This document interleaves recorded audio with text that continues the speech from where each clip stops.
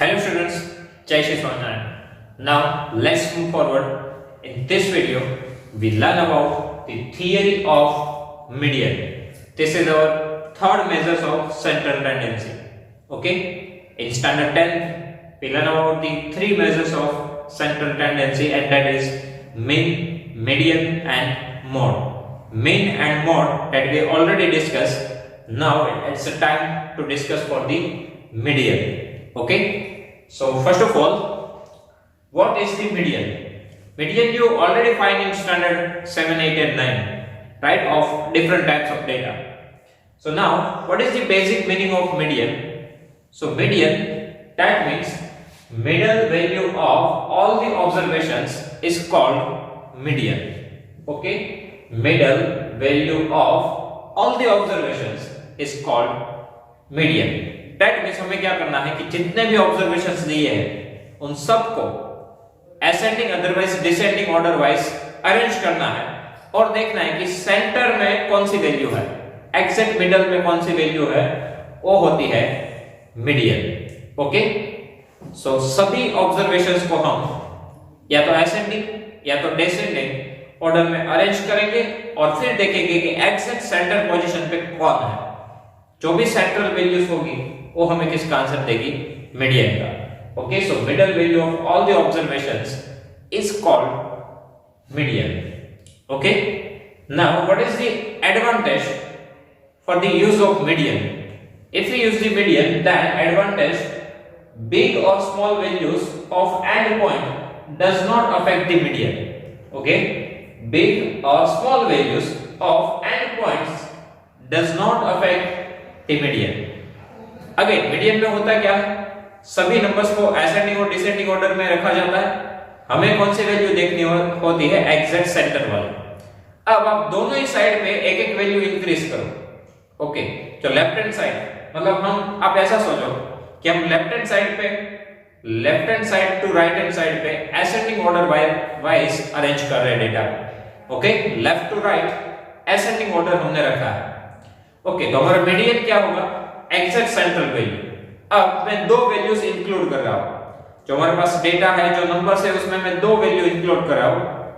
जो सबसे छोटी वैल्यू है उनसे बहुत छोटी वैल्यू में डाल रहा हूं, और जहां पे मींस के राइट हैंड साइड पे जहां पे भी हमारा एड हो रहा है वहां पे जो वैल्यू है उनसे बहुत बड़ी वैल्यू मैं वहां पे पुट कर रहा हूं. ओके, फॉर एग्जांपल आप देखो, मैंने 2, 5 एंड 9 लिखा है. ओके, बहुत ही स्मॉल एग्जांपल मैं ले रहा हूं, तो ये असेंडिंग ऑर्डर वाइज है. तो यहां पे मेरा मीडियन क्या आएगा, सेंटर पोजीशन पे कौन है, 5. अब मैं बहुत ही स्मॉल वैल्यू यहां पे पुट कर रहा हूं, 0, और एक बहुत ही बड़ी वैल्यू 1000 मैंने अप्लाई कर दी. ओके, अभी मीडियन का आंसर क्या होगा, अभी भी आप देखो तो सेंटर पोजीशन पे कौन है, 5. सो मीडियन का आंसर यहां पे भी क्या रहा, 5. मतलब बहुत छोटी वैल्यू डालो या बहुत बड़ी वैल्यू डालो, उसकी कोई भी इफेक्ट मीडियन पे नहीं आती है. ओके, छोटी वैल्यू डालो या बड़ी वैल्यू डालो, उनकी कोई भी इफेक्ट मीडियन पे नहीं आएगी. इसलिए यहां पे एडवांटेज है कि बिग और small value of the end points, and point पे बिग और स्मॉल वैल्यू आप ऐड करो, does not affect the median. Median पे उनका कोई इफेक्ट नहीं आएगा. यदि आप मीन फाइंड करो, ओके, यदि आप मीन फाइंड करते हो तो मीन का आंसर बहुत ही चेंज हो जाता है. ओके, यहां पे मीन का जो भी आंसर हो, आप 1000 ऐड करो तो आंसर सडनली इंक्रीज हो जाएगा. दैट मींस एंड पॉइंट्स की इफेक्ट होगी, मीडियन पे एंड पॉइंट्स की इफेक्ट नहीं होती. ओके, सो ये एडवांटेज है. Then for finding out the median, our first step, arrange the numbers in ascending otherwise descending order. Okay, जब भी मीडियन फाइंड करना हो, so our first step is arrange the numbers either in ascending otherwise in descending order. Okay, so our first step is arrange the numbers in ascending otherwise descending order. Okay, now for different types of data we have different formula for finding out the median. Okay, we have three types of data: ungrouped data and continuous frequency distribution and discontinuous frequency distribution. Okay, so total 3 types of data we have, and for that we just learn the formula of median. So first of all talk about ungrouped data. For ungrouped data, if ungrouped data is given to you, so here we have two formula. Okay, if n is equal to even, n that means total number of observations. If total number of observations is even, then we need to use this formula. Median n is equal to n by 2th observation plus n by 2 plus 1th observation divided by 2. N by 2th observation plus n by 2 plus 1th observation divided by 2. And if our n is equal to odd, that means if total number of observations is odd, then we need to use this formula. Median n is equal to n plus 1 by 2 observation. Okay, so यहाँ पे दो formula है, even और odd के लिए separate formula है. So now for example, just take the numbers. If I take 1, 5, 7, okay, if I take this three number 1, 5 and 7, so here total number of observation is 3. ये मैंने बहुत ही small example लिया है for the explanation, और ये हम 10th में use भी नहीं करने वाले हैं, ये आप ऑलरेडी सीख चुके हो. So here our n is equal to 3. That means odd. So odd के लिए फॉर्मूला n plus 1 by 2. तो observation, so n plus 1 by 2, तो यहाँ पे n plus 1 by 2 का आंसर क्या आएगा? n की जगह पे 3 पुट करो, so 3 plus 1 4 divided by 2 2, that means second observation. Okay, so median n क्या आएगा? n plus 1 by 2th observation. Put the value of n, so we get the answer 2, that means second observation. So सबसे पहले तो हमें ascending में arrange करना है, वो ऑलरेडी है. अब second observation, so this is first observation, this is second observation. Second observation is 5, so our answer is 5. Okay, ये जो है n plus 1 by 2th observation, यहाँ से हमें ऑर्डर मिलेगा. हमें ये चेक करना है कि इस ऑर्डर पे कौन सा ऑब्जर्वेशन है. तो इनका आंसर हमारा 2 आया, that means second ऑर्डर पे कौन है? 5, so 5 that is our median. Okay, now if we have the even number of observation, then what we need to do?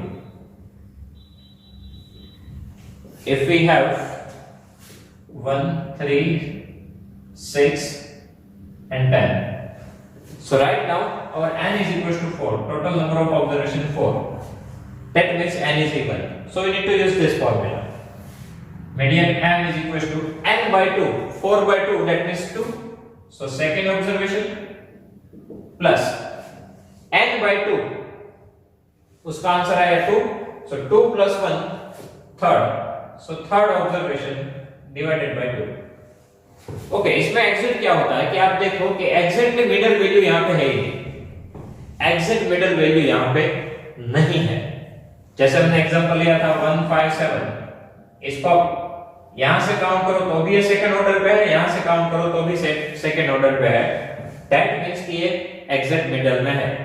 पर जब n इवन में दिया हो तब आप एग्जैक्ट मिड वैल्यू फाइंड नहीं कर सकते. तो इसमें क्या किया जाता है कि जो एग्जैक्ट मिडल में दो वैल्यू होती है उन दोनों की एवरेज ली जाती है. ओके, जो दो वैल्यूज हमें मिलती है सेंटर पे उनकी एवरेज ली जाती है. That means second observation plus third observation divided by 2. So second order पे कौन है? 3, थर्ड ऑर्डर पे कौन है? 6, तो उनका एडिशन किया जाता है. 3 plus 6 divided by 2, 3 plus 6 9 by 2 4.5, that is the answer. Okay, यदि ऑड नंबर ऑफ ऑब्जर्वेशन हो तो हमें डायरेक्टली मिड वैल्यू मिल जाएगी, सो n plus 1 by 2th observation. But यदि इवन नंबर हुए सो एवरेज ली जाती है किसकी? n by 2 plus n by 2 plus 1, okay, divided by 2. So n by 2 वो है सेकंड, n by 2 plus 1 वो है थर्ड. सो सेकंड और थर्ड ऑब्जर्वेशन का एडिशन डिवाइडेड बाय 2. ये जो प्रोसेस है वो एवरेज की ही है. इन दोनों का एडिशन डिवाइडेड बाय 2 करें तो एवरेज ही मिलती है, वो आएगी 4.5. Okay, so this is the method for the ungrouped data. Now After that, for second type, for discontinuous group data. For discontinuous group data. So discontinuous के लिए सेम ही formula है n+1 by tooth observation, but method is different. Okay, median n is equals to n+1 by tooth observation. Now, if we have discontinuous group data, so यहाँ पे आपको x दिया होगा और frequency f दी होगी. Okay, ये types कैसे होता है हम ऑलरेडी थियरी में सीख चुके हैं कि डिस्कंटिन्यूअस का टेबल कैसा आता है. मान लो कि हमने 2, 3, 5 ऐसे नंबर्स दिए हैं, साथ में इसकी फ्रीक्वेंसी आप ले लो 7, 13 एंड 11. ओके, नाउ इनका मीडियन फाइंड करना हो तो सबसे पहले हमें CF फाइंड करना होता है, वो है cumulative frequency. CF means what, उनका फुल फॉर्म है cumulative frequency. Okay, CF cumulative frequency. ये कैसे फाइंड होता है? तो सबसे पहले frequency as it is put करनी होती है 7. फर्स्ट फ्रीक्वेंसी से आती है, फिर इनके साथ एडिशन करना होता है 7 + 13 21, और ये 21 का आगे 11 के साथ एडिशन 32. ओके, फर्स्ट फ्रीक्वेंसी को आपको एज इट इज पुट करना, फिर नीचे के साथ एडिशन होता जाएगा 7 + 13 21, 21 + 11 32. वैसे एडिशन करते करते हम फ्रीक्वेंसी लिखते जाते हैं. ओके, और इनका आप एडिशन करो तो वो कितना आएगा 32. ये है सिग्मा एफ, इसको ही बोला जाता है n, that means total number of observation. Okay, n और सिग्मा एफ दोनों सेम है. अब फॉर्मूला क्या है? n+1 by tooth observation. So n की वैल्यू यहां पे पुट कर दो. सो 32 है, सो 32 n की जगह पे पुट करो. सो 32 + 1 divided by tooth observation. So 32 + 1 33 divided by 2 16.5 observation. Okay, अब हमें क्या चेक करना होता है कि 16.5 CF में चेक करो कि कौन से दो नंबर के बीच में आते हैं. CF के अंदर 16.5 कौन से दो नंबर के बीच में आते हैं? तो ये दोनों नंबर के बीच में आएंगे 7 और 21. उसमें से हमें बड़ा नंबर लेना है. ओके, ये बड़े नंबर के सामने x का जो आंसर है वो आंसर आएगा मीडियन का. ये मेथड है डिस्कंटिन्यूअस डेटा के लिए. ओके, सबसे पहले x और f वो तो आपको क्वेश्चन में दिया होगा. CF फाइंड करना रहता है cumulative frequency. So first frequency as it is, फिर यहां पे एडिशन करते करते लिखते जाना. ओके, आपका सिग्मा f यानी कि n और इनका एडिशन फ्रीक्वेंसी का 32. फार्मूला है n+1 by tooth observation. n = 32 यहां पे पुट कर दो. सो 32 + 1 33 डिवाइडेड बाय 2 16.5 ऑब्जर्वेशन. सो 16.5 कौन से दो नंबर के बीच में आते हैं? 7 और 21. इसमें से बिग नंबर लेना है, उनके सामने वाली वैल्यू वो है मीडियन. इस हिसाब से यहां पे फाइंड होता है. Okay, so this is the method for the discontinuous group data. Now last, that is for continuous group data. Okay, continuous group data में क्या होगा कि एक तरफ आपको क्लास दिए होंगे 0 to 10, 10 to 20, 20 to 30, 30 to 40 likewise. And साथ में आपको फ्रीक्वेंसी दी होगी 7, 11, 19, 13. ओके, सो क्लास डिस्ट्रीब्यूशन दिया होगा, फ्रीक्वेंसी आपको दी होगी. अब मीडियन फाइंड करना हो कंटिन्यूअस के लिए तो सबसे पहले आपको मीडियन क्लास फाइंड करना पड़ेगा. जैसे हमने मोड में मॉडल क्लास फाइंड किया था, राइट? मोड में मॉडल क्लास फाइंड किया था, वैसे मीडियन के लिए सबसे पहले मीडियन क्लास फाइंड करना होता है. इनका फॉर्मूला क्या है? Class which includes n by tooth observation. Class which includes n by tooth observation.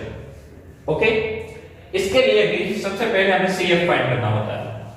जैसे हमने डिसकंटिन्यूअस में किया था वैसे सबसे पहले 7 जो है वो एज इट इज, फिर यहाँ पे एडिशन होंगे 11 + 7 18 लिखना है. 18 को 19 के साथ प्लस करो 37, और 37 को 13 के साथ प्लस करो 50. ओके, सो सबसे पहले हमें क्या फाइंड करना होता है? CF. और ये क्या आएगा? n, दैट मींस एडिशन करोगे फ्रीक्वेंसी का तो 50. तो मीडियन क्लास का फॉर्मूला क्या आएगा? Class which includes n by tooth observation. So n by 2 कितना आएगा? 50 है, सो 50 by 2 25 So median class which includes 25th observation. Okay, so 25th observation किस में आएगा, वो क्लास होगा।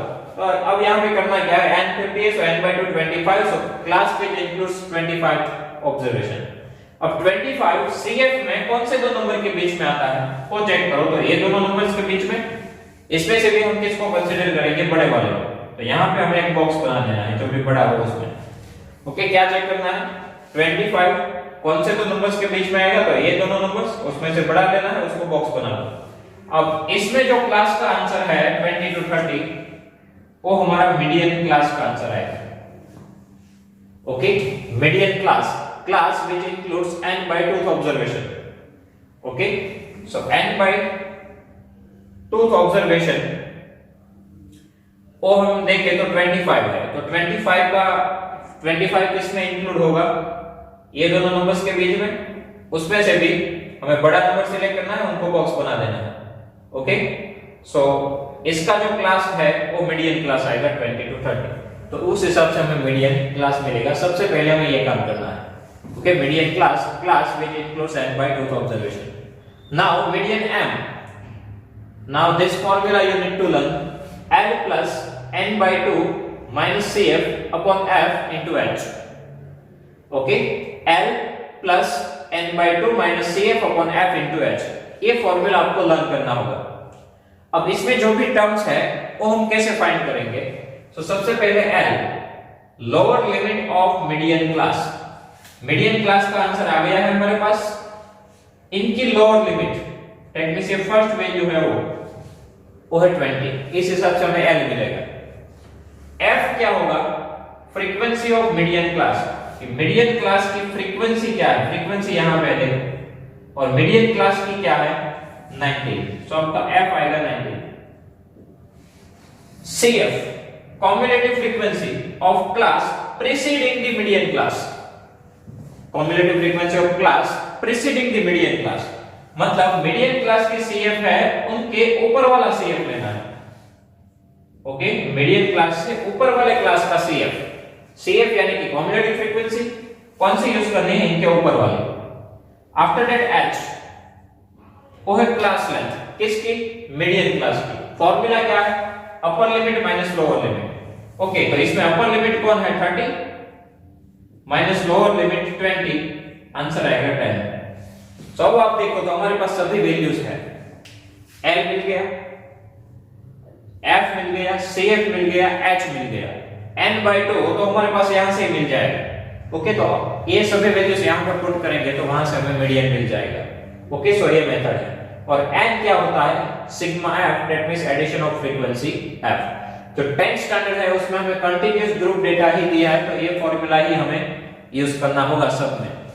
अनग्रुप डेटा आप ऑलरेडी सीख चुके हो प्रीवियस स्टैंडर्ड में, डिसकंटीन्यूअस आप 11th में सीखने वाले हो, और 10th में जो दिया है वो कंटीन्यूअस ग्रुप डेटा दिया है। सेकंड थिंग, जब भी हम क्लास लेंथ फाइंड करें तब हमें चेक करना है कि फ्रीक्वेंसी डिस्ट्रीब्यूशन है वो एक्सक्लूसिव टाइप होना चाहिए, इंक्लूसिव हो तो हमें कन्वर्ट करना पड़ेगा। ओके, एक्सक्लूसिव होगा तभी हमें सही क्लास लेंथ मिलेगी। सो सबसे पहले मीडियन क्लास फाइंड करना है, class which includes n/2th observation, then median m is equals to L plus n/2 minus CF upon F into H। L क्या लेना है, मीडियन क्लास की लोअर लिमिट, CF ऊपर वाला CF, F मीडियन क्लास की frequency, H median class की class length, upper limit minus lower limit। Okay, so students, this is the theory of median। Students, we have some more method to find out the median। Okay, we also have some more method to find out the median। median और भी एक method है जिससे find हो सकता है, वो है graphical method. Okay, graphical method we will see later on। Okay, so right now if you have any doubt in this theory, so please write down in comment section, I will give you the answer। Thank you।